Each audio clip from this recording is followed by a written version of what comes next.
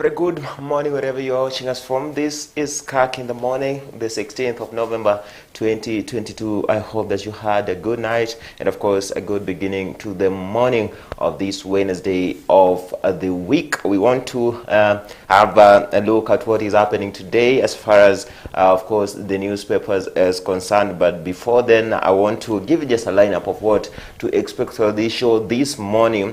We expect of course to have a guest in studio to help us look at matters in the state of the nation. There are a lot of things that have been happening and of course that we expect to happen. Of course, yesterday the court halted for a moment the vetting of the PSS. So is this an hindrance to the formation of the Ruto government since it's not complete yet? This is an issue that we want to look at this morning. And of course, there is a petition in Parliament to have the 4 dissenting IEBC officials, the 4 commissioners, of course, that dissented and went against the result of the 2022 general elections in August, kicked out of office. We want to also look at the impact of that at this juncture.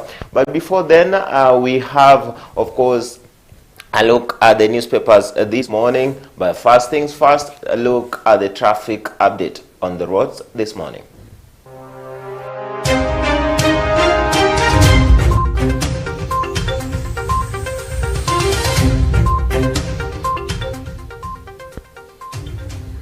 Right, let's have a look at the major roads leading to the CBD this morning. We begin by having a look at Ngong Road. How are things this morning along Ngong Road headed into the city? Of course, you know that the roads in Nairobi are cloggy and slow this morning because of the rains that we are experiencing all across the city this morning. So Ngong Road headed to the city doesn't look friendly at all. A little bit of jamming along the way, especially on your way into the community area in Nairobi. So that doesn't look good at all this morning, especially around the roundabout as well. If you looked at the Kenyatta National Hospital roundabout, doesn't look good this morning as far as Ngong Road is concerned. Have a look at Langata Road as well. Langata Road all the way from Bomas of Kenya looks friendly, moving relatively well, but when you get closer and closer into the roundabout connecting to Mbagathi Way and of course Nyayo Stadium, things get thick, things get bumper to bumper. So this morning doesn't look good at all along of course Langata Road. Let's have a look at what is happening on other roads leading into the city this morning. Have a look of course on this is Jogoo Road. Jogoo Road, of course, always Jogoo Road is not a good route into the city, especially in the mornings. But now the rains are making it even worse this morning. There's a lot of clogging and of course snarling because of the slowness of the movement of the traffic because of the rains experienced across the city this morning. Jogoo Road looking really bad if I was to tell you, according to how my maps depict here. Looking of course at and of course Jogoo Road connects to Landis Road going through Mudhurwa Market to the city. Things are bumper to bumper. I want to have a look at what is happening on other roads here. If you're on Mombasa Road, on your way, moving closer to Nyayo roundabout, doesn't look good, but you have an alternative. You can go back and take Enterprise Road, because Enterprise Road on my map here looks good, looks friendly, so you can take that. But if you were to go through Enterprise Road and connect to Likon Road, then you are going to have a really long day because things are looking really bad on that route. Likon Road looking really bad. A lot of reds here on my maps here, meaning that there is a lot of traffic on that route. But if you're on Mombasa Road, as always, you can take the expressway. No traffic at all.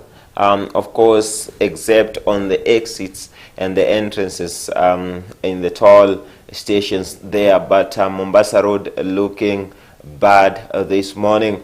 The people who are taking, alternate routes on Mombasa Road, trying to take Mohoho Avenue along South Sea, going to connect to Nyayo roundabout. Well, it's not a bad one, but you're going to meet it up at the exits, of course, at the roundabout this morning. So make sure that if you want to get to a destination early, as I always tell you, it's about planning yourself, getting out of your house early, and looking at the best routes that you can take into the city if you are going into the city. But if you're outbound, then things are really friendly and good for you. So basically, that is what is happening on the roads this morning. Just to remind you that you have to be extra careful this morning because it's still raining, drizzling in some parts in the city, of course, and this makes the roads to be slippery. So make sure that if you are motorists on the roads this morning, be extra careful, keep that distance between you and your fellow motorists, and try to be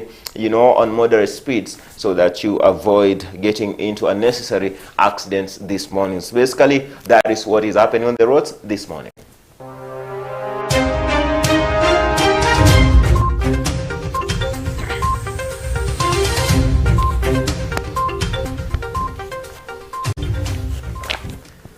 Now, after the roads, is about time we looked at what are the major headlines in the dailies this morning. And of course, I have with me here the Standard and the Daily Nation. Let's begin with the Standard this morning. The top page of the Standard, Ruto's big test after judge stops vetting. Now, as I told you earlier, this is a story that is going to make part of our conversations this morning. And the story written here by the Standard on the top page and continued on on page 4, it says, Ruto's big test after judge stopped vetting. The formation of President Ruto's government got a jolt after the court temporarily stopped the vetting and appointment of 51 principal secretary nominees until a case filed by LSK challenging its composition on account of regional and gender imbalance is determined. Will the president respect the decision and delay forming government, or will he ignore the courts like his predecessor? That's the question the Standard are asking. That story continued, of course, on page 4. And there's also another story on page 9, and this about the 4 dissenting IEBC commissioners. It seems that their hour of reckoning is here, as written by the Standard on page 9. Of course, there is a petition in Parliament that was presented by 4 publics and, of course, 1 political party, and the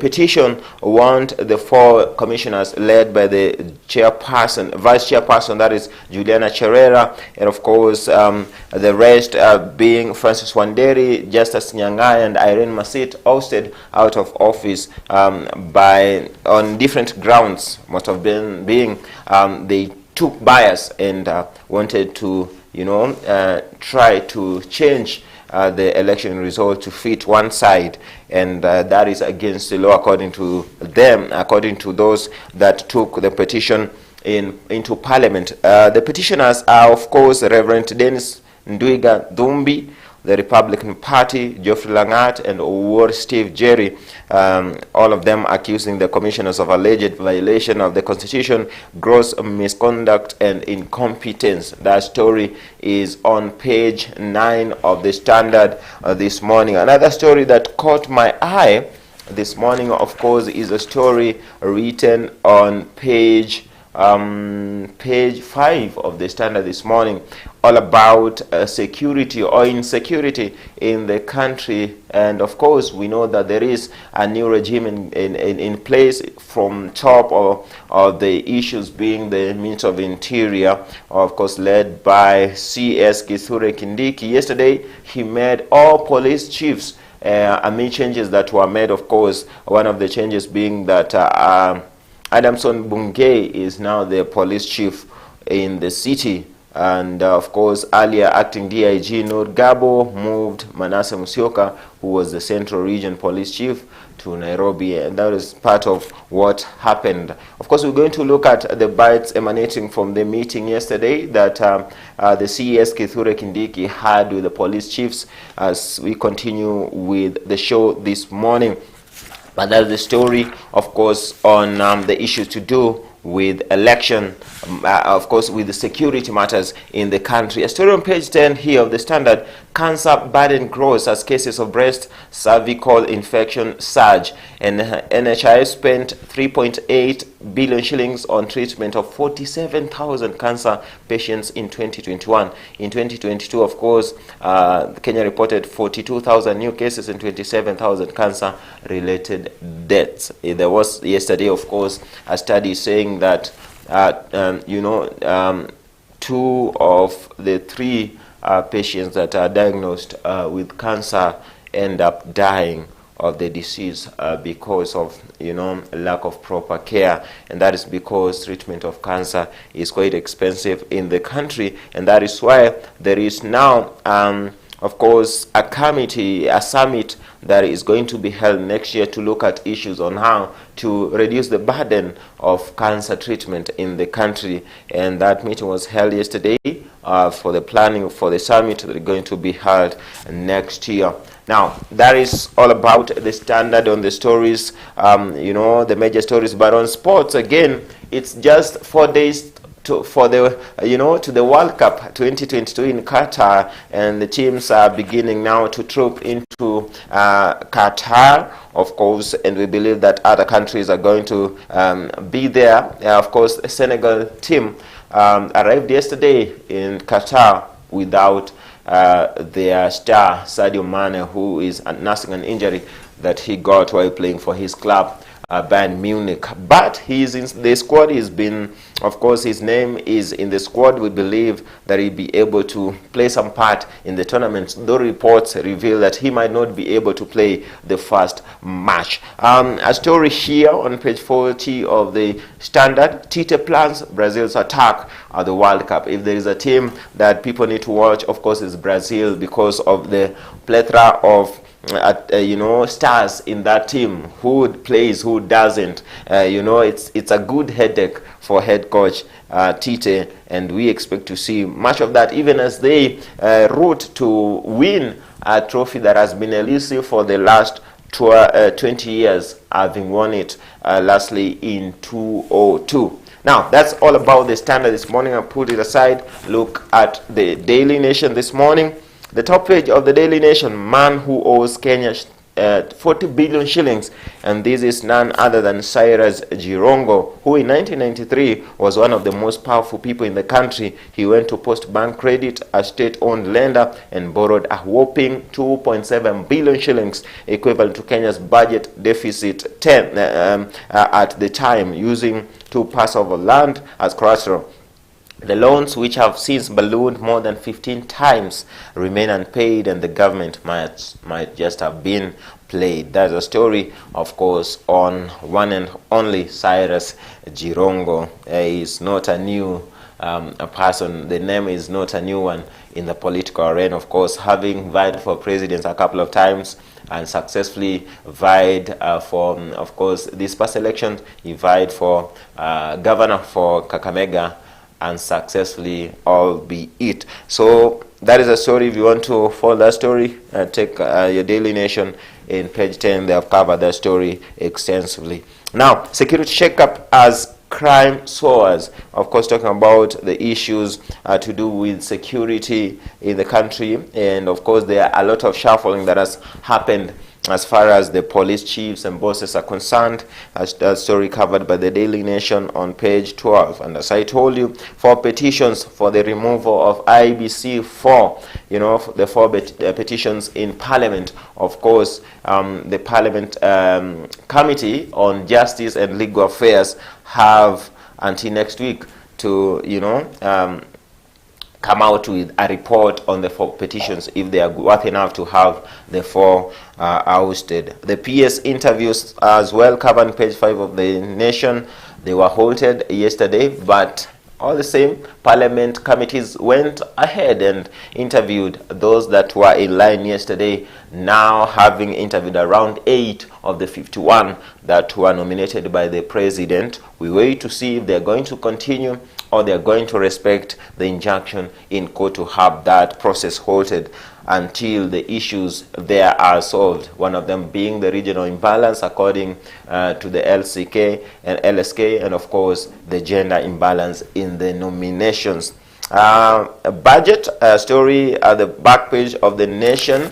It's all about the 2022-23 budget realignment underway, and this is in line with what the president said, that he's going to ensure that going forward the budget is going to be realigned to help the government save around 300 billion in the austerity measures that the government is taking to ensure that at least the economy is a little bit shaken up to the better. Now, the National Treasury is already preparing supplementary estimates for the financial year ending June 30th, 2023, targeted at realigning the budget with President William Ruto's 300 billion austerity plans. The new development also seeks to reallocate funds to priority areas of Kenya Kwanza government.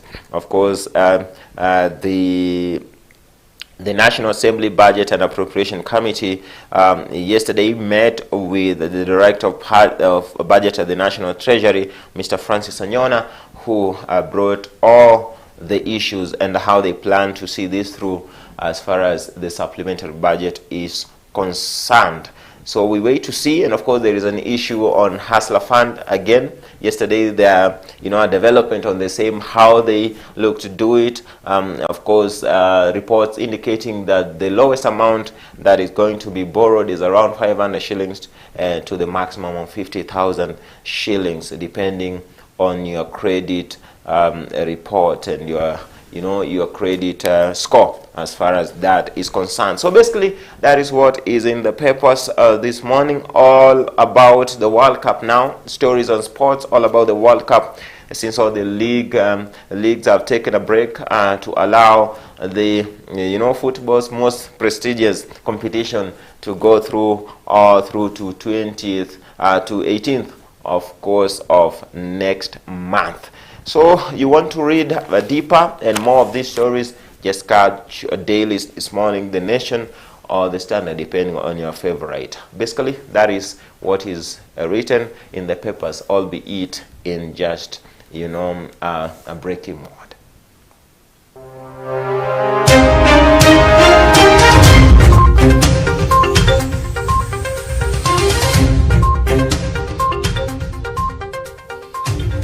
36 minutes are on top of the hour. We want to take a short break. When we come back, we believe that we'll be able to come with a guest in studio who I know has been, is a victim of traffic in the city this morning because of the rains, but I believe that he'll be here when we come back, so that we look at what is happening in the nation as far as the state of the nation is concerned. The conversation this morning, of course, running live on our Facebook page, Kirk TV Kenya, on Twitter, Kirk TV Kenya as well. You are allowed to weigh in, give your feedback, and of course tell us what you think of the conversation this morning. What are the issues that you feel need to be addressed in the country? How are they being addressed this morning, right from the insecurity or security for that matter, and of course the issues to do with budgetary, the issues to do with how the PS vetting process is going on, and the halting now by the High Court. You're allowed to give your views and feedback on our SMS number 0311 We'll be able to look at that at the tail end of this conversation. Don't go away. I'll be right back with a guest in studio.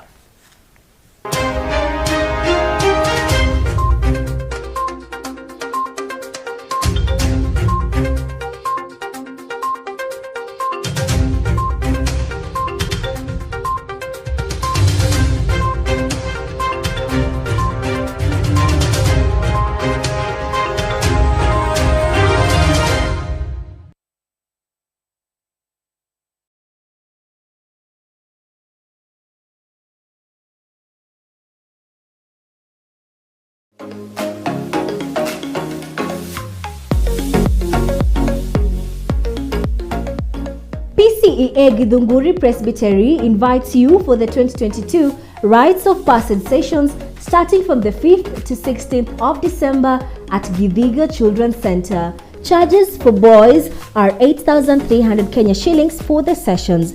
An alternative rites of passage for girls will start from 12th to 16th December. The charges are 5,300 Kenya shillings. Some of the topics to be covered will be Bible study and Christian growth, communication and relationships, manhood, womanhood and adulthood, self-awareness and peer influence, adolescence and sexuality, drugs and substance abuse, among other impactful topics. Registration is ongoing at all PCEA parishes within Githunguri and at the Githunguri Presbytery Office. For more information, get in touch with Githunguri Presbytery Office through their number 0721 844 064 0721 844 064. You can also get in touch with Reverend Samuel Gakuya, Mr. George Kagodho, and Reverend Lydia Kahiga.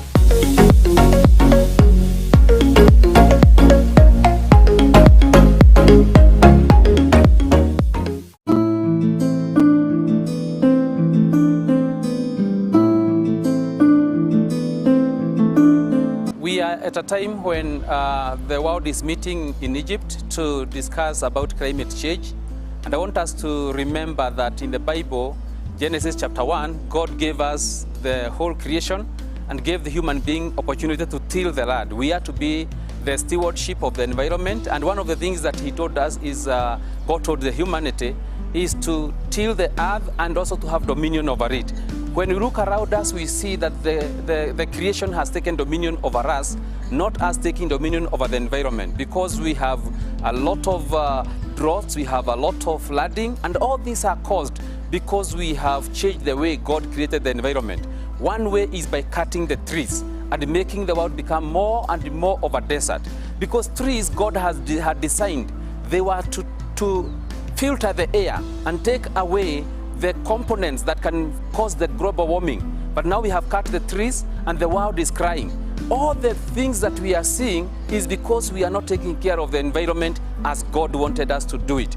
And God is calling us back to think environment, to think about environment. One way is to plant trees, because trees will filter the air and make the environment better. The seasons will come back, and also we shall have a cleaner environment. Sicknesses will reduce if we plant trees. So we are being reminded, even by the word of God, that we need to take care of the environment so that the environment can take care of us, so that we can have food, we can have rains, and all of us can participate. We can participate by making sure we plant some trees today. You can plant trees in the compound where you live. You can plant trees among the crops that you are growing, because that will also enhance the soil and enable our environment to be good. Let us take care of the environment. Let us not throw things into the water, clogging the water and polluting the water. Let us not throw rubbish in the environment. Let us take care. Wherever we are, let us remember God has kept us here to take care of the earth. When we take care of the environment, it will take care of us, because that is the way God made it to be. I pray that all of us will heed to the call of God to be good nurturers of our environment. Thank you very much.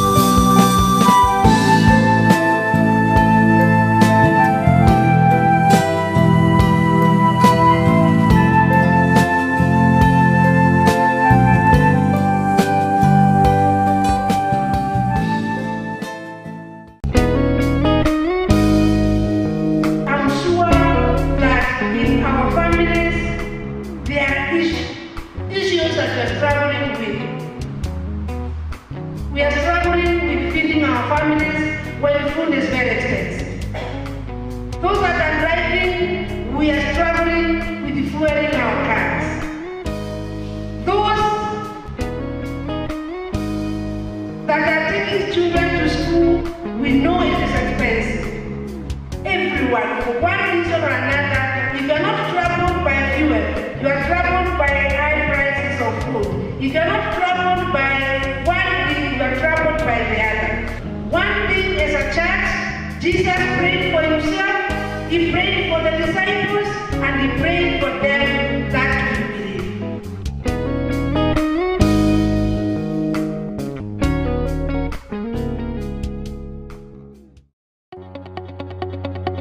We welcome your feedback on our programming. For questions or comments, kindly get in touch with us via email info@kirktv.org, SMS 0111 220044, or call us on 0794 588 054.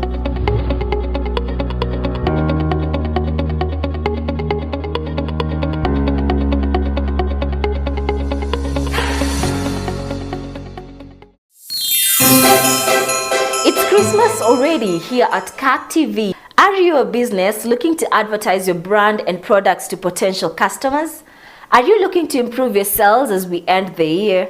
Starting this October till January 31st, 2023, we are offering you, our customer, various discounts up to 50% off our advertising rates. Imagine paying half the price to reach customers countrywide. Usiwachwe nyuma hii krisi. Call our sales teams now on 0738 278 506 or 0739 971 607. Contact us on email bnkogie@kirktv.org or munyoroku@kirktv.org for more information. Hurry and book now. Pamoja tuvuke mwaka. It's the Kirk TV and your advert bonanza.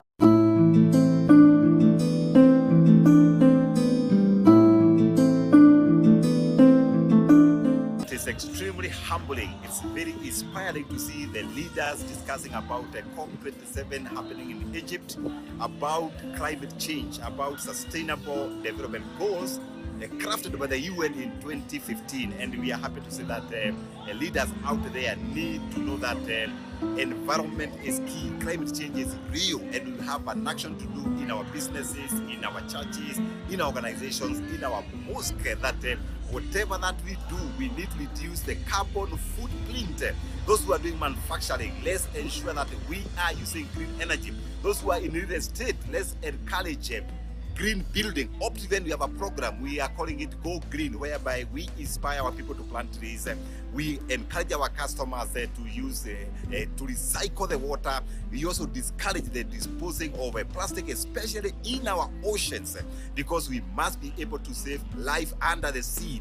And for us as leaders, we have a responsibility to take care of our planet Earth. We have no other planet. We need to implement all sustainable goals, be it life in water, life under the land, be it sustainability of our environment, so that we are able to fight these issues of climate change. And I'm happy to say that many business people are now talking about carbon credits, that whatever you can do, if you are in construction like Optiven, ensure you use national lighting, that we are able to reduce the carbon out there. And once you do that, the planet is going to be more friendlier.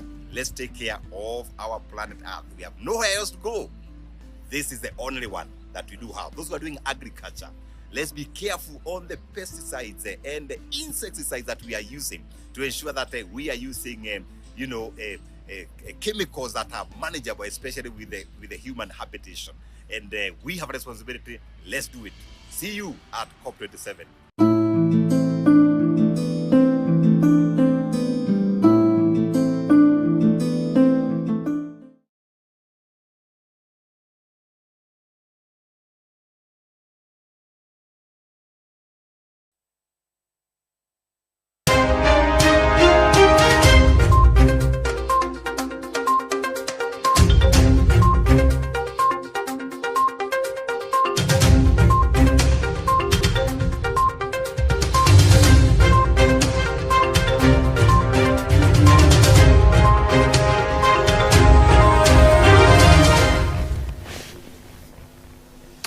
Right, welcome back to Kirk in the Morning. Of course, in studio with me, Vincent Kirosi. I'm now joined by our guest in studio, a political commentator and analyst, as well as a politician as well, called Kevin Gundi. He is, of course, not a new face in this studio. He's been here before. Karibu sana, Kevin. Thank you. How have you been since the last time that you were here? I'm well. Yeah. So many things have happened since we last talked, since we last were in the show. You were here when the CSs were being interviewed then. Now you are here when the PSs are also being interviewed. Albeit the process has now been halted by the court. Or is it because we don't know if it's going to continue? Because according to the committees that were holding the interviews yesterday, they went on saying that they haven't received an injunctions or orders from the courts wanting them to stop the exercise. What is your take on that? Actually, the court had suspended it pending hearing on 21st. So I believe just suspension. They did not stop it. Just suspending the interviews until all the parties are heard. Yeah. Because of course LSK had issues with the nominees. Yeah. So they're saying that at least it did not comply with the law. Yeah. So at least the courts have given the government side opportunity to represent their case, and also the LSK. Then after that it will continue. Okay. Yes. The issues raised by LSK there is that in the nominations, in the names that are, of course, are presented by the president, there seems to be an issue with gender imbalance and also regional imbalance. Is that an issue that you can also pick out of the names? Those are good arguments, but not at the right time.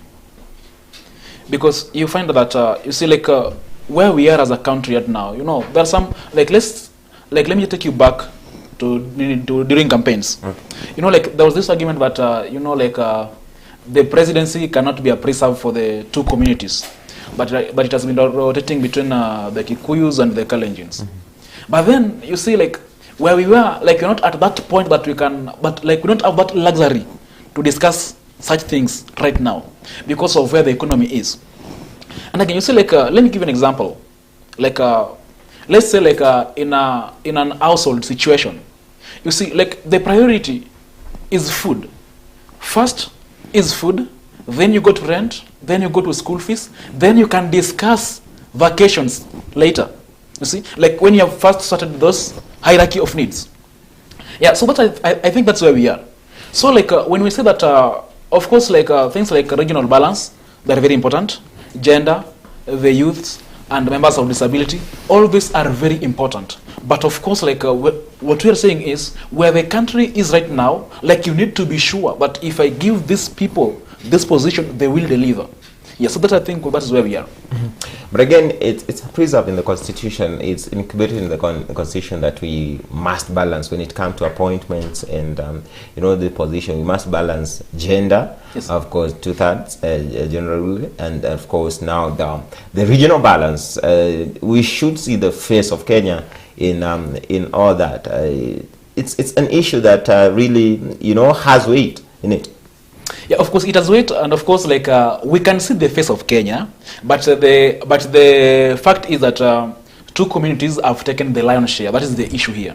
Of course there is the face of the country, but now two communities have taken the lion's share.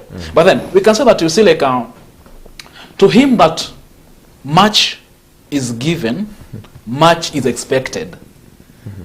So at least we can also bring that in. So because there are three things in this issue. But of course, these two communities, they heavily invested in this government.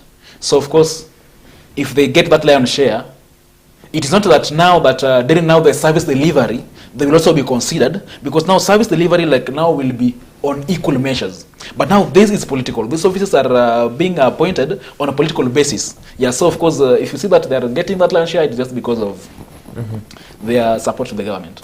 There was an issue that was raised some time ago when it comes to appointments into this position. The cabinet secretaries, the principal secretaries, the chief administrative secretaries, they are, and these positions.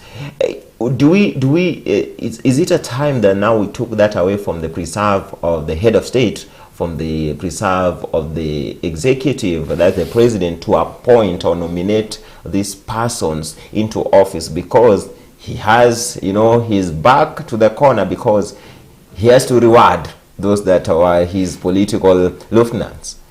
First, let's talk about, for the case of the PSS. First they had to pass through the PSC, who first, they were vetted, they were interviewed. So, and of course, you see, it was on the basis of application.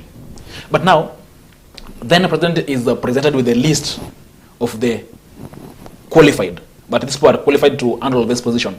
But then, now, after the president is given the list, then he appoints from among them. So he's appointing from among the qualified.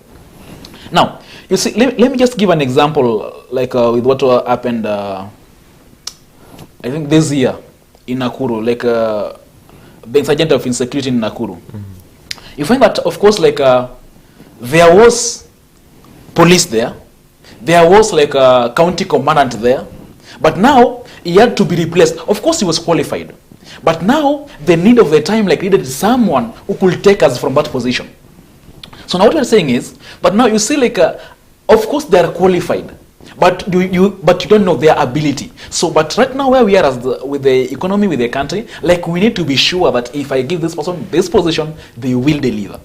Yes. Mm-hmm. Talking about that, then we look at the issue that now has come up. Yes. The courts have come and they have halted the process for the time being until the issues raised by LSK are resolved.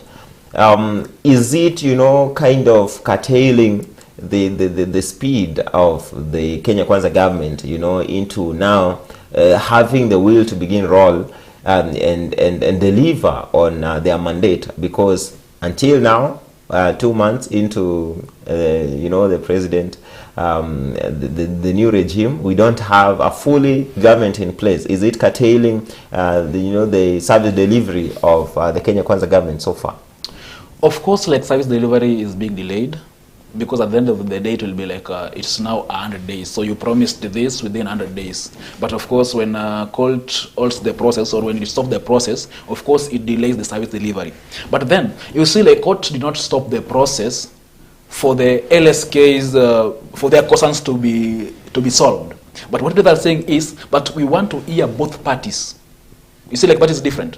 We want to hear both parties first. Let them come and explain why is this. Yes. Yes, they're going to do that. But again, my question is, yes, is it curtailing, and is it putting, a sort of, impediments on the way of the government in having the wheel roll as far as service delivery is concerned? Yeah, of course that is the case, because you see, the PSS are the accounting officers. So which means that much cannot be done without them. So of course this will be a delay. Of course, if the vetting stops, of course it will be a delay on the part of the government. Yeah. What happens then? The standard askers question: is the president going to obey the orders and allow the process to continue, and allow the courts, whatever that has been requested by the courts, to to be acquitted to before now he continues? Or is he going to do how his predecessor did, and that was of course going against the court orders? Yeah, we have three arms of government. We have the executive, you have the assembly or parliament, then the judiciary. Now, of course, this government is to the assembly, because it is them who are now vetting this PSS. So, of course, if they stop, the president cannot do anything. He has to wait. So it's not about the president. But again, of course, I'm not speaking for the president here or for the government here. Yeah.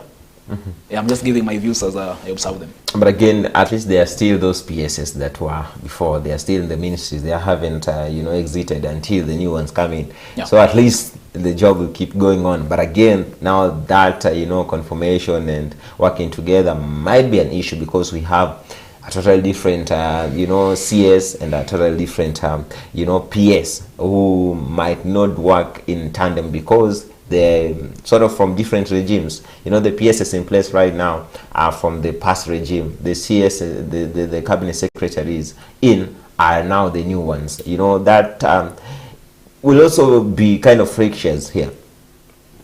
like I will not call it a friction, because you see, like PSS, like they're not a politician in some way, because you see, like with them, like they're appointed like based on their qualification, their academic record, their work experience. So I believe that of course they can work together with the CSS as they wait for the new PSS to be in place.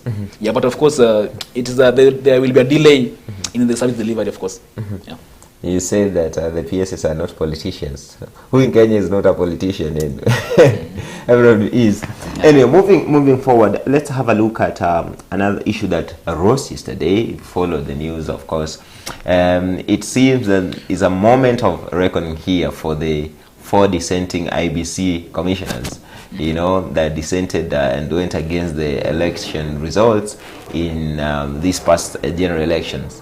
It seems that now Waswahili wanavyosema chuma chao kimotoni in parliament, because 4 petitions have been presented by the public against them. Yeah. So you know, like these they're holding public office, and of course, like their job is secured under the constitution. So of course, like unless like they broke the law, they don't have to fear, because it is very, very direct. Of course, you see, like both petitioners are saying that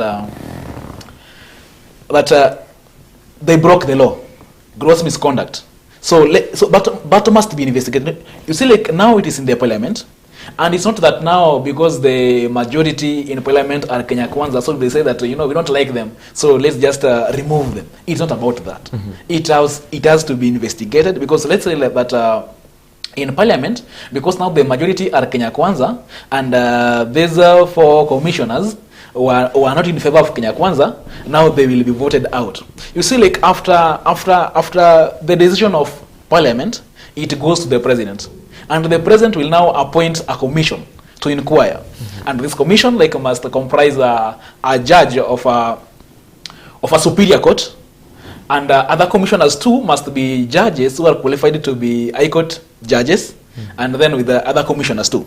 Then they have to investigate these matters, then file a report to the president, and now the president will now rely on that report. But of course that we have found that these people indeed they broke the law, or they did not break the law.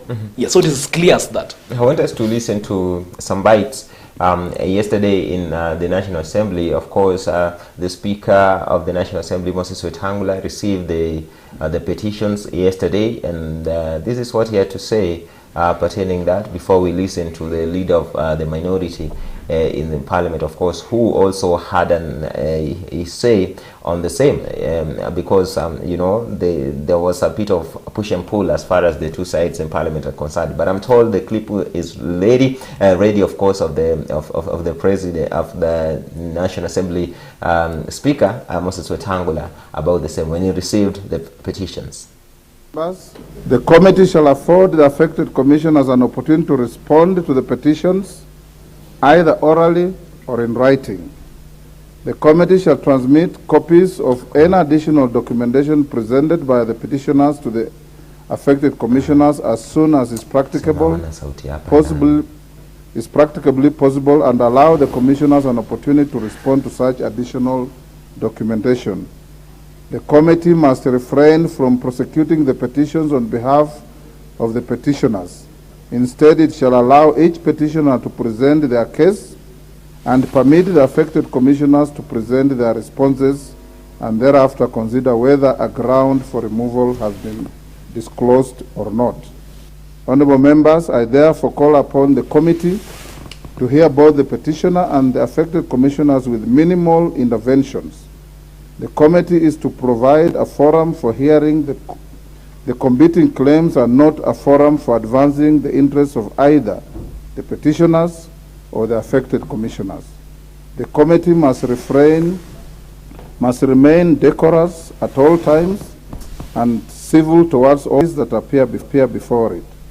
I would urge the committee to bore a leaf from the conduct of quasi-judicial proceedings, such as the one now referred to, from comparative parliamentary jurisdictions, including our very own Senate.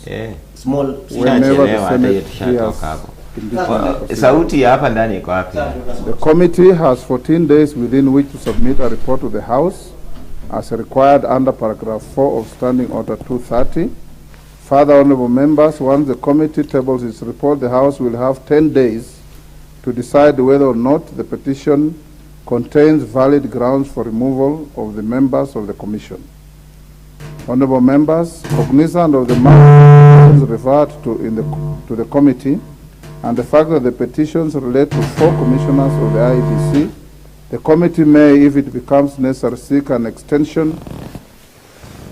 Well, that is the Speaker of the National Assembly, Moses Wetangula, there when he received the petitions yesterday, and he said that now the matter is given into the Justice and Legal Affairs Committee to have a look at it and come with a report to the House next week, pertaining the petitions if they hold the water, and have enough weight to have the 4 IBC commissioners, ousted for that matter. Bwana Gundi, yes. I just want to bring you in on this. What is the significance of these petitions going through Parliament? Why did the petitioners not go straight to court? That is the procedure set out by the Article 251. Okay. But now, it first has to go through the Parliament. First somebody has to complain, but this is what happened. Then now, as you have seen now, the Speaker of the National Assembly, he has to take the matter through the Justice and Legal Affairs Committee to investigate the matter. But what they're alleging, does it have some thresholds so that when it comes to the Assembly, we don't say that we don't like the 4, or they do not support us. So they vote on the basis of not supporting them. But of course, they must vote on the basis of issues. But what is presented, but what this petition is stating are greasy matters. Yes, they broke the Constitution. Yes, so they must just go through that process. Okay. Yes. Yeah, and after the petitions came in, the Parliament had an opportunity to weigh into them before even the full report is presented, and we had the minority leader, that is Opiyo Wandayi, also had his say on the same, and his take is that when there is a matter in court, it should not be discussed even in Parliament, and we want to listen to that bite shortly. Then we continue the conversation. This is Opiyo Wandayi, the minority leader in the National Assembly. Mr. Speaker, I only have one issue which I need your further guidance on. Just one issue. Mr. Speaker, it has been a tradition. Indeed, it is part of our rules. I hope you are getting me, Mr. Speaker. It has been a tradition. Under Standing Order 226, yes. Honorable Wandayi, yes, the members in the House are free to make comments and contributions to these petitions for 30 minutes. Okay, okay. I'll give each member 2 minutes. So the Speaker, thank you very much. That now gives me even a better latitude to make my comments. The Speaker, this is a house of rules, and indeed we pride ourselves as such. It has been tradition, and in fact, it has been part of our rules as provided for by the standing orders, that whenever petitions of whatever kind, petitions of whatever nature, be they petitions calling for removal from offices of commissioners, be they petitions concerning the welfare of members of the public out there, it has been our tradition that petitions touching on matters that are actively before courts are not entertained.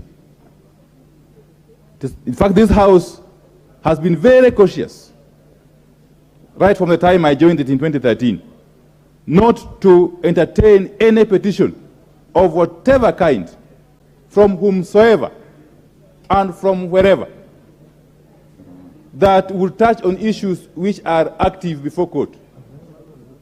The Speaker, I came midway through your statement, and I take note of one particular petition, one by Reverend Thumbi, if I'm not wrong.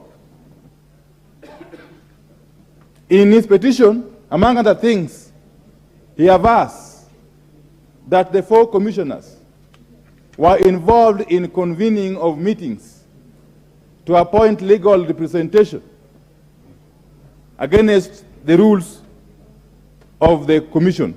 I think so. So, Speaker, as we speak, I don't know how much time I had. I'm seeing a yellow thing. Your time is over. No.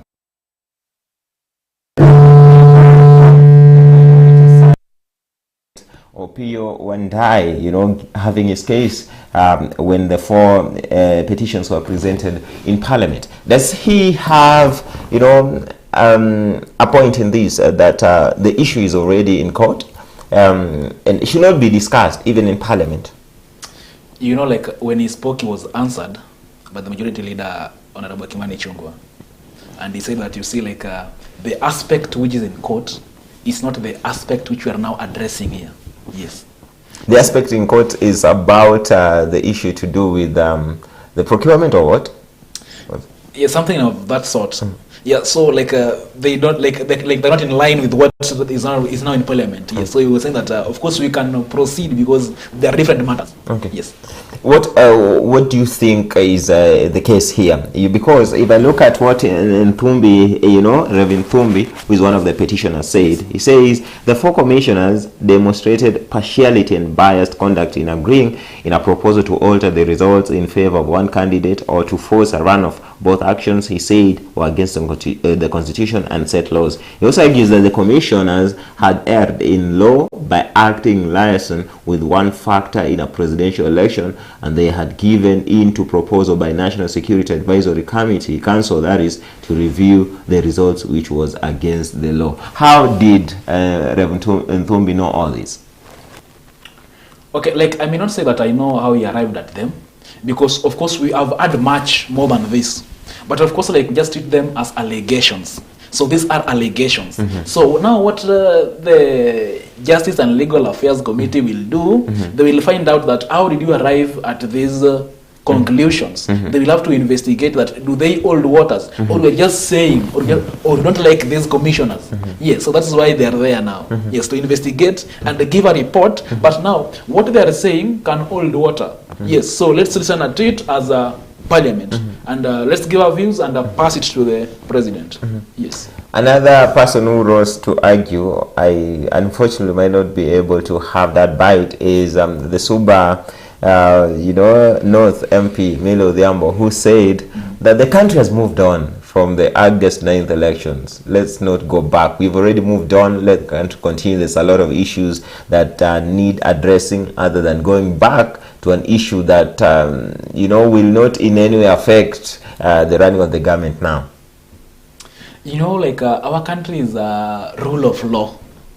So what we use are laws. And nobody's above the law.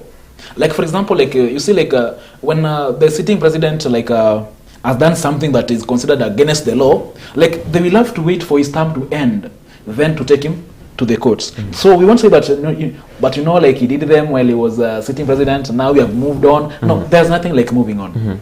And again, you see, these commissioners, they're not retiring, they're still there. So, and you see, if they have integrity issues, then they can still do them again. But again, we're saying these are just allegations. We can just find out if they're true. Yes. But another issue raised was that the commission itself will not be constituted like this when the next elections are held, because the chairperson will have exited. There are other commissions who will have exited. There will be totally a new office in place. Yes. Or are you bringing it now? Just let it be and let's have a new constitution of the IBC come the time that will come. But now you see somebody has broken the law. Let's say for example somebody has committed murder. You can't say that now if we jail him, he will not resurrect. The law is the law. If the law says that this person should be punished, then let it be punished. So and you say we must just hold everybody accountable so that others won't do the same. Yes. Okay. The Republican Party, of course, also a petitioner in this. accuses the 4 commissioners of violating the constitution by rejecting the results. The petitioner also argues that the 4 failed to meet the integrity test of the office they hold and brought dishonor and indignity to the nation, contrary to to Article 71 of the Constitution. When you talk about integrity, does it arrive now when they are in office, or when they were actually being vetted to go into the office, because they went through the vetting process successfully? Yeah. Yeah. You know, like when they were being, you know, like when you are being vetted, there are some aspects of you that they don't see. Because first you are a Kenyan, you are qualified. Yes, you have you meet chapter 6 of the integrity. But now, of course, like afterwards, you can change, because you are whole human beings. You can today, like you can be good, but tomorrow you change. Yeah, it is normal with the human beings. So another issue here is the 4 commissioners violated the constitution by rejecting the results. So rejecting the results as it is actually a violation of the law. You know, the manner in which they did it was in a contravention of the law. So I think that is their argument, but the manner in which they did it, you know, like they almost plunged the country into a crisis.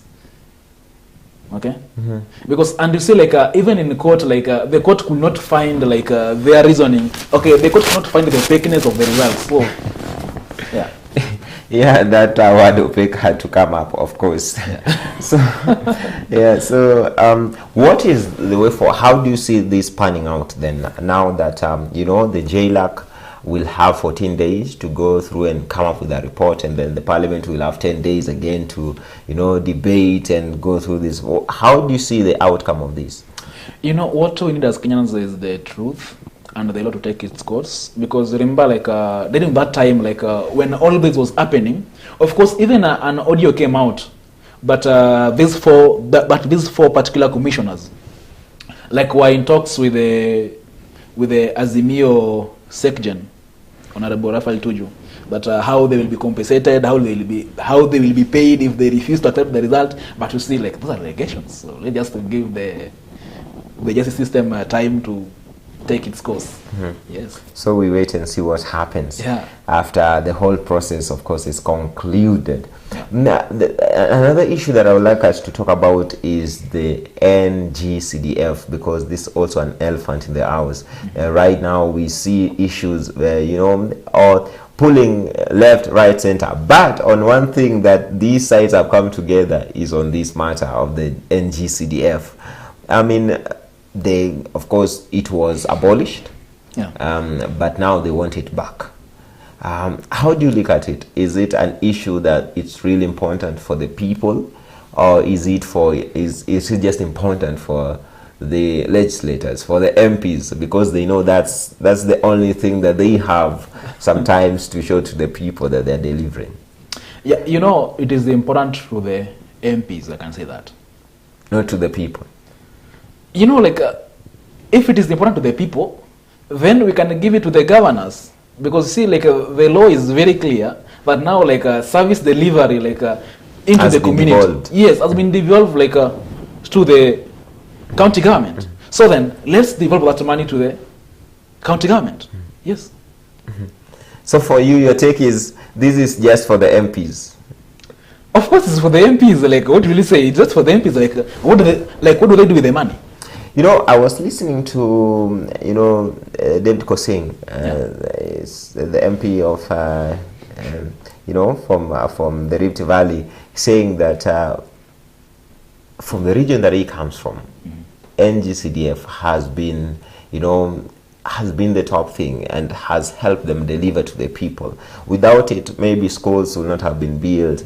You know, barabara ziko zimejengwa and all that, and that is what he was saying, that it's like grabbing you know, food from the needy, from that person who's really malnourished and need that food, and you know, them taking away the NGCDF is like taking food from a hungry child who really needs it. Who is this hungry child? Is it the people or the MPs who know that at the end of 5 years, I have to show what I've done for the people, for them to, you know, re-elect me if I need a re-election? and mostly the MPs will come and say, nilijenga nyumba, nilijenga darasa, nilijenga choo, and all that. Yeah, you know, like money follows functions. So if these functions was under the MP, and the court has found out that MPs should not be handling the funds. That is the, you know, what is the issue here with the courts? The courts like did not say that the funds is unlawful, no, but the people handling it. So what we're saying is, if we remove that funds from the kitty of the MPs, then let's take it to the governors. And now what they were doing too, let's take that to the governors to do. Because if they were constructing schools, then let governor do that. If they were giving bursaries, then governor should do that. Yeah, that's what we're saying here. But now, as you can see, like all MPs like are now in agreement, like the time of the Bible. Sides, yes. See that Herod and Pilate and Pilate, they now became friends. Yes. So they are now friends. And of course, they want it to be increased by 100%, from 2.5 to 5%, because they say that to 5 billion. You said from 2.5 to 5%. Yes, of the total collection, of the total revenue collected from the country. Okay. Yes. So what I believe, or what the court found, was that like this contravenes the law, because first, like you know, like the division of revenue should be between the national government and the county government. But then now a third party comes in, and then they take this 2%, this 2.5% from the total revenue collected. Then after that is when we give to the counties. So they were saying that now this is a mongrel, because like it is not within the laws, because what they're doing, if it is a community development or the community project, those should be funded by the county government. So why can't we transfer that function to the county government? And of course, as I said, like money will follow the function. Yes. And you know, the Senate have, you know, there's also a proposal, the Senate to have that is it called the Oversight Kitty? Yes. You know, fund for that matter. Yeah. And the proposal is that they get 0.01, if I'm not wrong, of the revenue collection in the county. And it has not, you know, it's a proposal, of course, hasn't gone through the process in Parliament, but you could still hear the jitters have already begun coming out. The Senate is not happy with that, you know, allocation, 0.01. 0.001. Yes, yes, 0.001 of the, you know, revenue collection in that particular county. How do you see this? Of course, like the Senate need an oversight fund, because you see, like right now, like what they always depend on is the report from the Auditor of the Auditor General. But of course, you see, like when they have their funds, of course, they will be able to have people to work under them, and of course do the oversight, run here and there, and check how activities are running in the county. So I think, of course, they deserve it. Yeah. All right, they deserve it. That is the take of Kevin Gundi here. What is your take? You can weigh in through our social media, Kirk TV Kenya on Facebook, Kirk TV Kenya on Twitter, Kirk TV _Kenya on Twitter, of course, and of course, our SMS number is 0111002244. We'll be able to look at your feedback as time allows. So I'm told we want to take a short break, but we'll be right back to continue with the conversation. We want to look at the issue of insecurity in the country. Really, a raft of changes are done over the past 2 days or so to the police chiefs, and is this going to help in, you know, curbing the insecurity and the rising cases of crime, especially in the city and other regions? Let's not talk about the perennial issues in the regions of the Rift Valley and even the northeastern of Kenya, but is it what we want? What is the silver bullet that the Ministry of Interior needs to have for them now to have these issues put to bed once and for all? We are taking a short break. We'll be back with that conversation. Don't go away.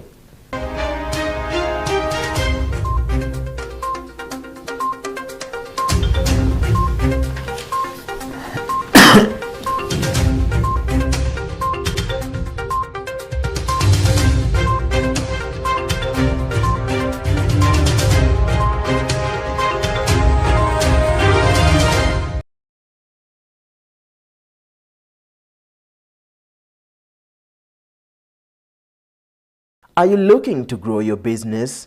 Kirk TV offers you a variety of advertising opportunities to suit your budget.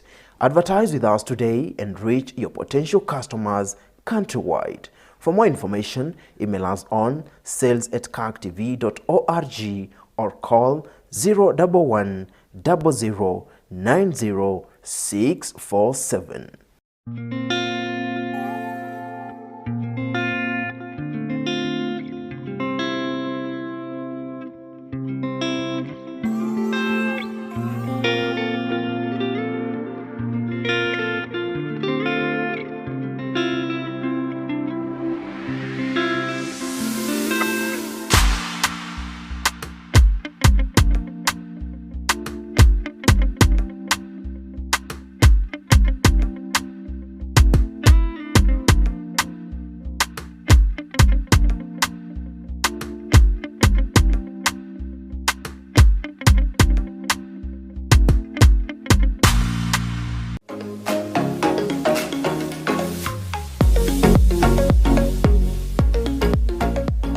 PCEA Githunguri Presbytery invites you for the 2022 Rites of Passage sessions starting from the 5th to 16th of December at Githiga Children's Center.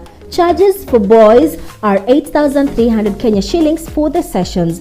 An alternative rites of passage for girls will start from 12th to 16th December. The charges are 5,300 Kenya shillings. Some of the topics to be covered will be Bible study and Christian growth, communication and relationships, manhood, womanhood and adulthood, self-awareness and peer influence, adolescence and sexuality, drugs and substance abuse, among other impactful topics. Registration is ongoing at all PCEA parishes within Githunguri and at the Githunguri Presbytery office. For more information, get in touch with Githunguri Presbytery office through their number 0721 844 064 0721 844 064. You can also get in touch with Reverend Samuel Gakuya, Mr. George Kagodho, and Reverend Lydia Kahiga.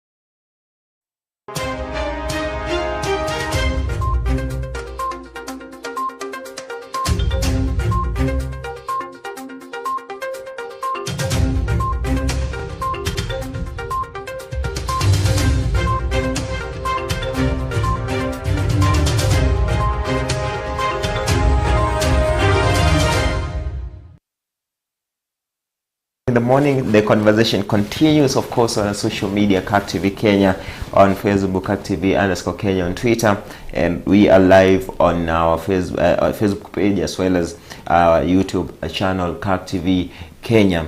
We continue with the conversation, but we want to shift gears and look at the state of security in the country. And of course, there have been issues, especially in the city, on insecurity, crime going, up a notch, and it's an issue that really needs sorting. How do you think is the government handling it? Are you happy with the way the government is handling the state of security in the country, especially in the city right now? Actually, the state is very bad. The situation are worse now. But of course, I believe that the measures taken by the ministry, by the government, I think like they are up to the task. Yeah, because like you see, like the problem was expected, because you see, like when you are facing like a situation that you are facing like a lot of drought that is eating the country, and it is being said like this happened like in 40 years ago. So like it is worse like it was in 40 years ago. So this is not a normal situation. Of course, like people don't have money, people are broke, people are going hungry. So these are expected. Yeah, but of course, like the measures which are being taken by the government, I think also will address the issue. Yeah. Before we continue, I would like us to listen to the CS Interior, Kithure Kindiki. He had a meeting with the police chiefs yesterday, of course led by, the Inspector General Japheth Koome and the DCI boss Mohammed Amin. And this is what he had to say, a little bit of what, the issues were in that meeting. As I have said, we are here to reflect on how we can further enhance the security of our country. The first thing I want to note is that you are aware when His Excellency the President was being sworn in on 13th of September this year, one of the pronouncements he made in his inauguration speech was that he would desire to have a professional and independent police service. And that is why on the same day he was inaugurated, he signed the instruments to operationalize the independence, the financial independence of the National Police Service. And it's in that connection the accounting officer is here with us today. It is therefore the desire of government and the decision of government that the Kenya Police Service should, as it ought to have been all along, run professionally and independently. Therefore, the IG is in total control of the command of the service. The minister will continue to support with providing the policy space for which the IG and his team of officers will operate to deliver a safe Kenya. Secondly, I want to communicate to the nation that it is not the intention of government to interfere or ask police officers to perform extraneous roles, especially of a non-partisan matter. We want our police officers to concentrate on maintaining law and order. In the past, there have been concerns of police officers being asked sometimes to take certain positions based on political persuasions. These administrations, in strict adherence to the Constitution and the law of our country, intends, and it has already done so, to make the police a professional police service so that it can serve the people of Kenya irrespective of their political persuasion, irrespective of their region. That is how democracies operate, and that is how countries that value democracy operate. Therefore, the police will remain focused on maintaining law and order and will leave politics to politicians. Let politicians from whatever formation, those who are in support of government, those who are opposing government, let politicians transact their political business at their level. Let them persuade each other, let them agree or disagree, but we will not allow any attempt to try and ask the police to perform political functions, including political functions Well, that is, of course, the CS Interior, Kithure Kindiki, yesterday when he met with the police chiefs in Nairobi to look at the issue of security in the country. And you've heard him talk about the welfare of the police. The last time that the police actually got a pay hike was during the Kibaki era. Do you think that is an issue that is long overdue and needs to be looked into? Of course, it is long overdue, and of course, as he was saying, but of course, like we must adjust it to fit in like the current state. You know, like the cost of living has gone up, so at least also let's motivate our police officers to do their work. Yes.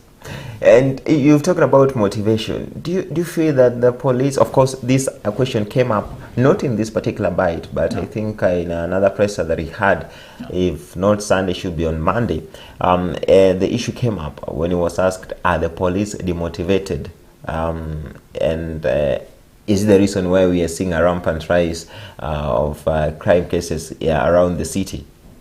You know, like as I said earlier, like there are many causes of this insecurity. Like, of course, like it is across all the country, because like I think it was early morning. Like I was watching the news and I saw it even in Nyamira County, the way like those young people like are terrorizing the shops there. Yeah. So of course it is across the country, and of course we also saw it in Kitui. We have seen it in Mombasa. So the insecurity like is almost everywhere, but of course in the city it is now worse. But again, we can't say that the police are demotivated, because we know the factors which are bringing all this. So we are saying that in resolve, now let's motivate them. Then let's also bring other actors to ensure that the security of our people is factored. Yes. Another issue that I was very, candid on is that the police will not be used to do or deliver on other functions that are not related to the police, in terms of, taking political sides and trying to deliver or help politicians in, transacting their political business. Is it just a straight, kind of, heat on the past regime? Directly telling them you did wrong, we are not going to do how you did it. No, actually, like it's just a matter of who pays the piper calls the tune. So they are saying that we need to make these people independent, because so long as like they are they are under us, they will try to please us. So to please this politician, I'll go and arrest that person. So they are saying that you see like. For these people like to work within the law, as a democratic country should work, let's us give them space to work within the law. Yes. Now, looking at the issue of insecurity, of course, we know that the government has in the past few days tried to elevate the plan to ensure that insecurity cases that have been rampant all around, especially in the city, have been curbed. We've seen meetings with the border groupings. We've seen meetings with the stakeholders in the security sector, even with Wananchi, and the police chiefs coming out and saying it outrightly: we are coming for you. If you are engaging yourself in crime, we are coming for you.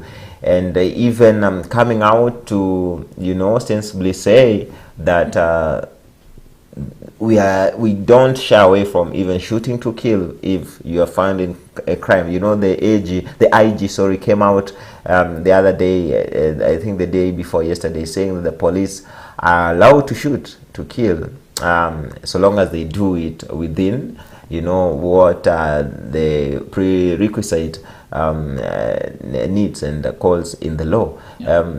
These desperate moves from the police, this desperate move from the security sector to get hold of an issue that it could have run out of hand. I think IG was clear on this. He said that I will not wait to be killed when I have my pistol. So it is a matter of self-defense. because because even I think it was yesterday or the other day, the governor of Nairobi County, His Excellency Sakaja, was saying that you say like some young people have reached me. They're saying that they have guns and they want to surrender them. So if you are fighting somebody who has a gun, like he will fire at you. So what do? Yeah, so that's how serious it is. But of course, like they've said that they want to surrender them, and they have been given 1 month to do so. Yes, surrender your guns and only bail. Actually, it's not just about guns. There are crude weapons that are being used to mug people in broad daylight. Yeah. We've seen that some areas in the city, in the CBD, have become very unsafe to even walk past or by during the day, not just in the night. We've seen, a lot of clips online doing rounds on social media of muggings, of, people being attacked by people on borders in the streets of Nairobi and even in the outskirts of the city. Yeah. These are cases that now need to be put on hold. The government saw this coming. Did it take too long? Or what exactly happened? Is it an issue of taking too long to read the situation? Because before they moved into action, actually it's been weeks or even months of people complaining. It is not late in the day, because as we have said, like what is what they will do, they will try to solve like what is happening now, and again we must also solve the cause. What is causing this? And of course, like security is a collective responsibility of citizens, the government, and of course everybody. That's why like the governor of Nairobi was saying. But of course, like I'll bring in this initiative to make sure that our youths are engaged, because like they're engaging in crime because they don't have something to do, because of course like they need to eat. So as we are going for those who have already gone rogue, let's go for those who have gone rogue, and also let us sort the reason why like they are going rogue. And again, as you have had, like they're now saying that let's make it our collective responsibility. But as citizens, if you see like these kinds of behavior, report to the police, act. Because like sometimes you find that a mob has arrested someone, they have taken them to the police, but now like nobody in this mob is willing to be the witness. So you find that like this case will just die like that, because like, and you find that sometimes even someone has been killed and the person has been arrested, but due to lack of witness, the case will just die like that. But then, of course, like you remember that clip that went around when this criminal was nabbed, and he was saying that you say like and he was saying, but I always remain behind to observe like what happens. So you think so you say like this puts fear in the public to come out to say that, to say like I will be witness in this case, because like maybe like part of this gang like remained and observed you, and they will come for you. But of course I believe like if we put in measures, like I was saying, like they now want to effect this section 41 of the National Police Service Act. This part of it is called County Policing Authority, which will now like bring the governor in, will bring in the National Assembly in, and the citizen to ensure that the security of the people is assured. And again, the issue of Nyumba Kumi. Now, as a neighbor, you say like, but then it is very effective in Rwanda.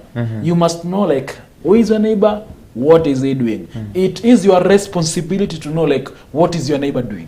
Yes, I believe like if we put in these measures, I think insecurity will just be back in the city. But again, of course, we have seen that changes have been done within the city.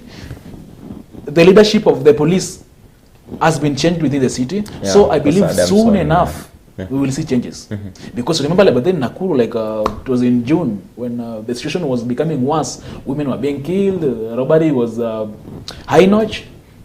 Then of course, is it Peter Mwanzo? Yes, yes, OCPD of Kasarani was taken there, and of course was promoted. And of course, you see the thing end like that. So I believe by the like we're on the right track.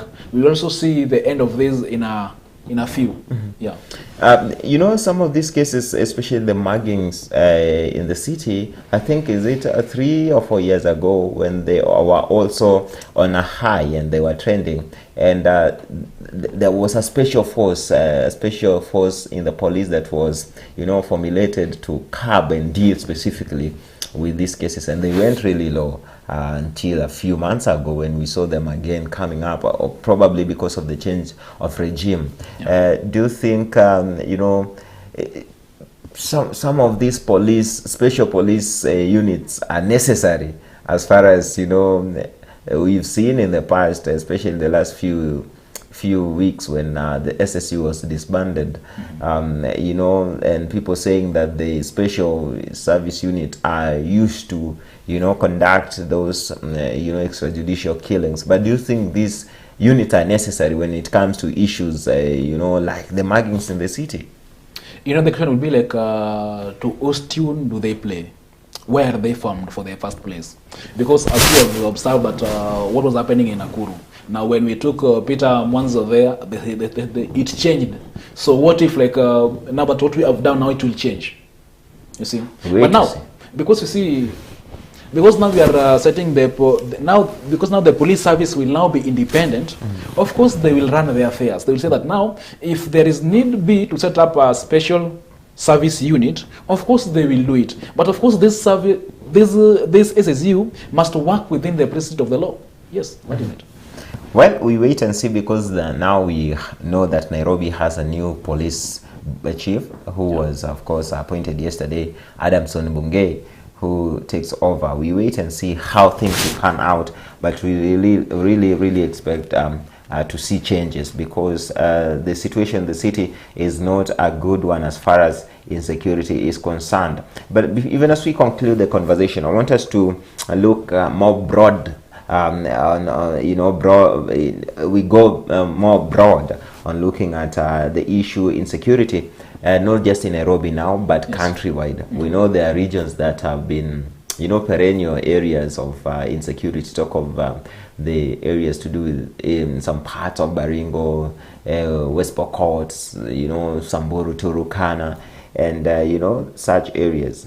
We've had several, you know, cabinet secretaries of security, of interior security, you know, and they haven't really brought an end to this.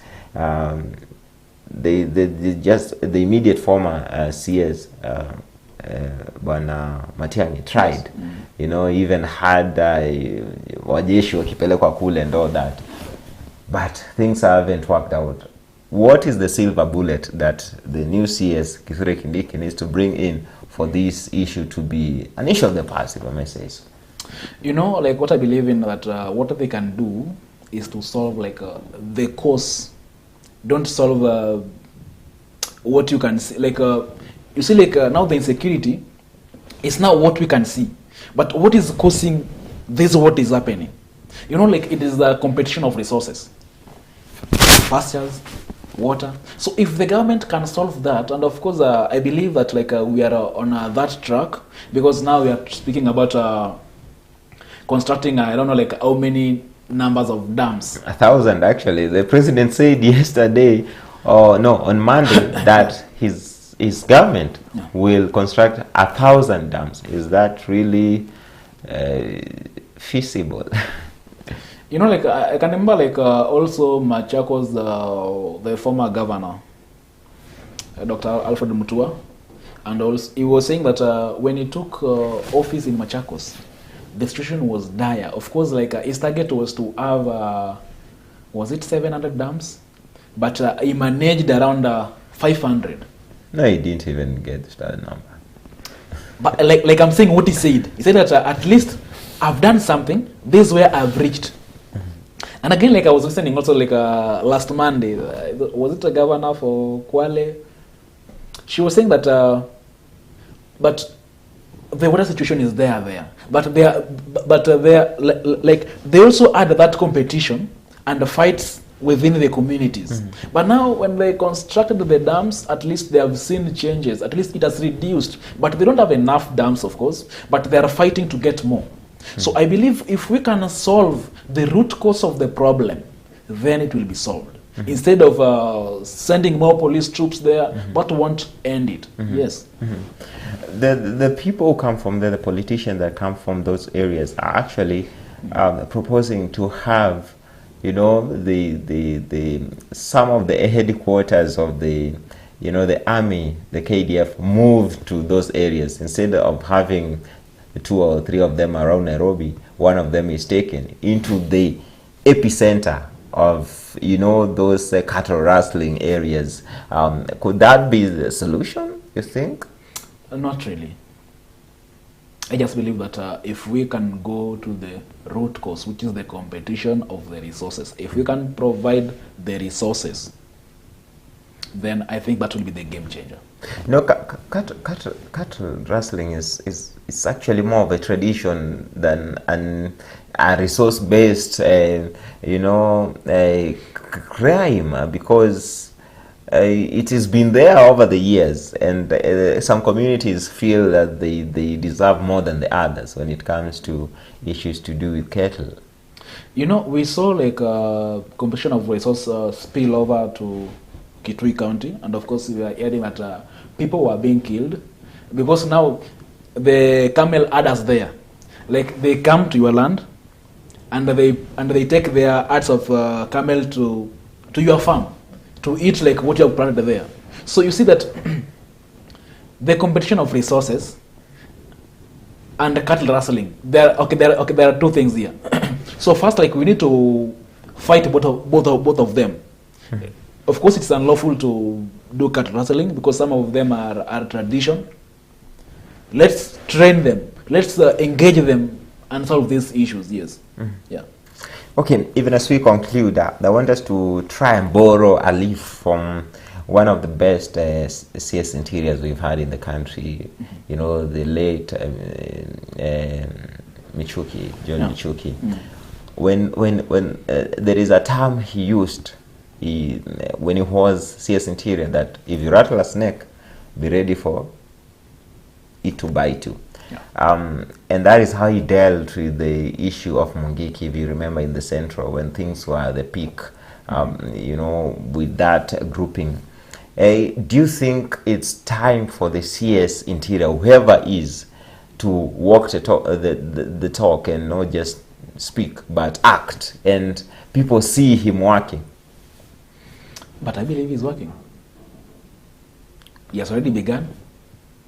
And of course, by the way, like we saw it, even the president said that, of course, now police, we have given you what you wanted. Now you will not complain of that, we don't have this, we don't have this. You have what you wanted. Now what have go they and given? act. Resources. Because, you know, like it all depends on resources. Do you have money to go and do that? If they are, like if they now have them and they have the weapons, why can't they go there? And of course, as you have said, like for these issues of cat rustlings, like, you know, if the tradition, then let's trade them. Because I can remember even during the campaigns itself, the deputy president said to in the Rift Valley region, like he told them that now, young people, of course, we will find something else for you to do. This issue of cattle rustling, because, you know, like they don't steal the ads to go and keep them as pets. They sell them, and they sell them even as far to the neighboring countries. So what they need, like what they're saying, maybe, or what they're communicating is, but, you know, like this is our way of life. It is our source of income, so that at least we go and steal cattle and then we sell them. But then the government is saying, but now we have something else. You can do this and earn your income, so you don't have to do that cattle rustling. And again, if water is inadequate, if pasture is inadequate, now this is what we are doing to solve these issues. So I believe like it will be solved. Yes. Now I want us to call this, but we can't finish without talking about our troops into the DRC, because is it on Saturday when they finally trooped into the DRC? And of course, our former president is also there leading the talks to see if they come to a solution pertaining the government and of course the rebels of M23. But this is us giving our troops into a neighboring country that we are fighting a war that does not in any way, connect with us, does not in any way, hinder us from running our day-to-day, things compared to why Kenya had to go into Somalia. That is because they affected us directly, but this is not affecting us directly. And we have not really, satisfied our security needs as a country fully to, have a good number of our troops into DRC. What do you read in this move? Are you happy with it? I think, like, to the contrary, it concerns us. Because you see now, DRC is now part of us in the EAC. Yes, I know. We are community. Yes. Now, like, we are one people now, so it concerns us because we see, like, also as a country, like, we like to take our people there. We like to work with them. Yeah. So I believe, like, it now concerns us because you see, okay. Like, when peace is within the community, then I think we cannot trade more with them. Yes. People are asking what our troops are going to do there that has not been done, because the Rwandese troops, the Ugandan troops have been there for the last 30 years or so when that civil war has been happening and nothing has changed.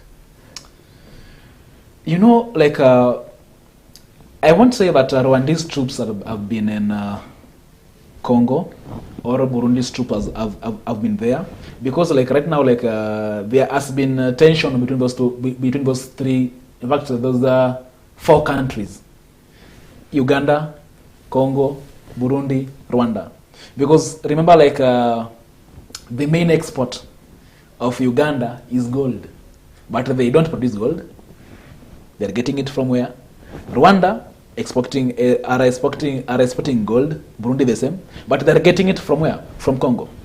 So you see, like, there has been this issue, but you see, like, it is Paul Kagame who is helping this M23. You see, but now what we are saying, so that is why, like, even our former president is trying to bring these heads of state together to try and solve this issue, so that we can move on as a family, as a community. But then you are asking that how does it concern us? Why do we take our troops there? You see, like, it is within the agreement, but from the community. But when one of us is in trouble, we go and help. Yeah. So that's what they're doing. Okay. Yeah. So do you really see the light at the end of the tunnel as far as this is concerned? Now that our Kenyan troops are in DRC. Yes. Do you see an end to this revelry that has been there for the last 30 years? It is not only our troops that are now there. Even our former president is now there. And of course, they are now trying to solve that issue, even as the heads of state. But now, let's look at this thing now as a community, as a people. Because there is tension between the president of Congo and the president of Rwanda and of Uganda, of the people living within these countries, because there is that tension that these people should be in Congo. No, they are yours. So they are also trying to solve it at that level. But of course, as I said, like, even now Congo will now be remitting funds to the EACC. So it means that now now we owe them now. Yes, the community owe them. Yes. Well, we wait and see what happens, but we wish the best to our troops who, left the country for DRC at the weekend. And of course, our former president, Uhuru Kenyatta, is in DRC, Kinshasa, to be precise, for the last 3 or so days, to try to bring the warring factions onto the table to, dialogue and see how to bring an end to this menace that has been in existence for the last 30 years or so, 3 decades to be precise. Wait and see how that pans out. But that brings us to the end of our conversation this morning on Kirk in the Morning this Wednesday of 16th November 2022. We wish you all the best, even as we continue looking at the issues that rise through the week. We want to remind you that we want to see how the PS vetting, injunction, if I may call it, in court pans out. Are there going to be solutions before the end of week? We will wait and see. Are the committees of parliament going to continue with a vetting process, or what happens? These are issues that we will try to bring you up to date as far as that is concerned. Of course, we are keeping a keen eye on the insecurity in the country and how the sector is trying to bring an end to the issues that have been raised. Of course, the CS Interior saying that they are going to be even more dire in dealing with these cases. So we wait and see how that happens. And of course, an issue with the 4 IBC, they are called the Cherera 4, that's Juliana Cherera, and of course the Irene Receipt. Talk about the other 4, the other 2 being of course Nyangaya and who else have I not mentioned? There should be 4. Irene Receipt, Cherera, Nyangaya, and of course one by the name Francis Wanderi. We will wait and see how that pans out, what happens out of the petitions in Parliament. The Parliament has 14 days, the committee to have a look, and of course 10 days for the full House to have a look at that, and they say before they give us a way forward. These are issues that are going to follow.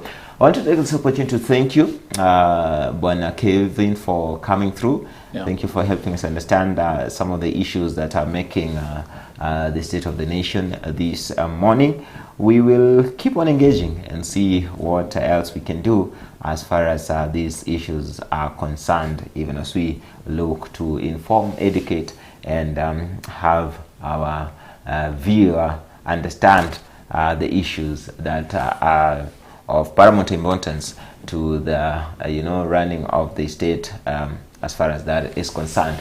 My name is Vincent Kerosi. I want to say thank you for being with us from 8 a.m. Wishing you a good day and a good end to the week. See you next week.